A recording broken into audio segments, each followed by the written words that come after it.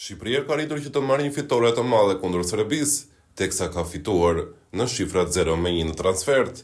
Më poshtë do të gjeni vlerësimet e bëra nga koha shtesë, sa i përket futbollistëve të Shqipërisë dhe notat tona, sipas mendimit dhe opinionit të redaksisë Koha Shtesë. Tomas Strakosha, nota 6.5, një ndeshje e qetë për Strakoshën, më e qetë nga çfarë pritej, sa herë që thirrej në apel, ishte aty, pret gjithçka që duhej dhe jep qetësi. Topi i thithur në duart e tij në aksionin e fundit ishte si një gol i shënuar, çliron të gjithë shqiptarët. Mareo Mitaj, nota 7.5, super lojtar, na shpëton nga dy raste të rrezikshme goli, i pakalueshëm në prapavi dhe një qetësi e frikshme në mbajtjen e topit. Nuk të synohet as në stadiumin e Serbisë, mes 3 apo 4 lojtarëve të Serbisë, dhe gjithmonë me topin në këmbë. Berat Jimshiti, nota 7. Vlahovic e kalon në një moment që jep shkëndijën e parë për Serbinë, më pas i merr të gjitha masat, duke fituar thuajse çdo duel kundër sulmuesve të Serbisë.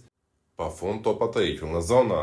Arlinda Jeti, nota 6.5, është siguri e madhe në prapavijën e Shqipërisë.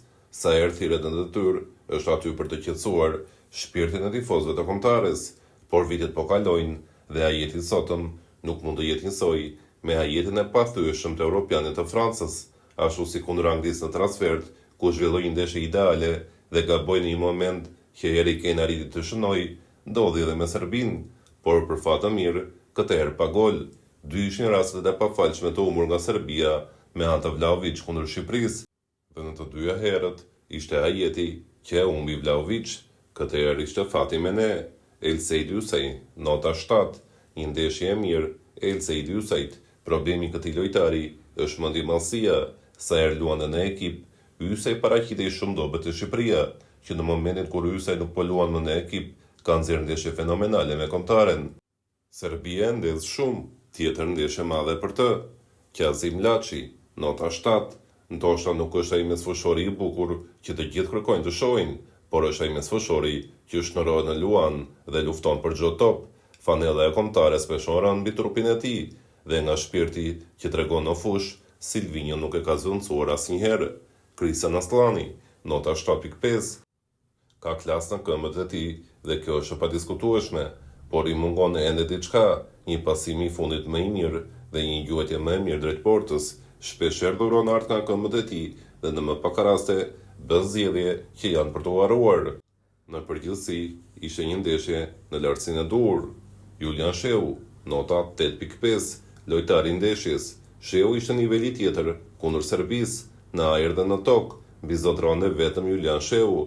Nëse lojtarët e Serbisë vinë nga ekipe të mira, atëherë Julian Sheu duket sikur të luante te Barcelona për ta, pavarësisht se ndodhet në një ekip polak, dominon në ritmin e mesfushës dhe të lë pa fjalë me nivelin që mban gjatë gjithë ndeshjes. Sa për ta kujtuar, Sheu luan në Laçi deri para 3 vitesh. Myrto Uzuni, nota 8. Myrto Uzuni është vetëm për të durat rrokitur mes më të mirëve të ndeshjes, edhe sikur për 7 të luante për Shqipërinë dhe të mos shënonte gol, për 7 meriton të luajë titullar dhe mos të hiqet nga fusha.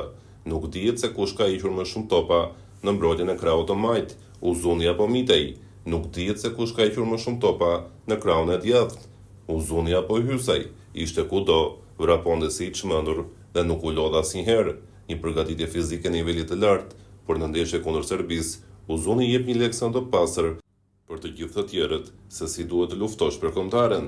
Goli nuk ka gjithmonë rëndësi. Armando Broja, nota 6.5, nuk ishte as kjo mbrëmja e Armando Brojës, por këtë herë falet gjithçka.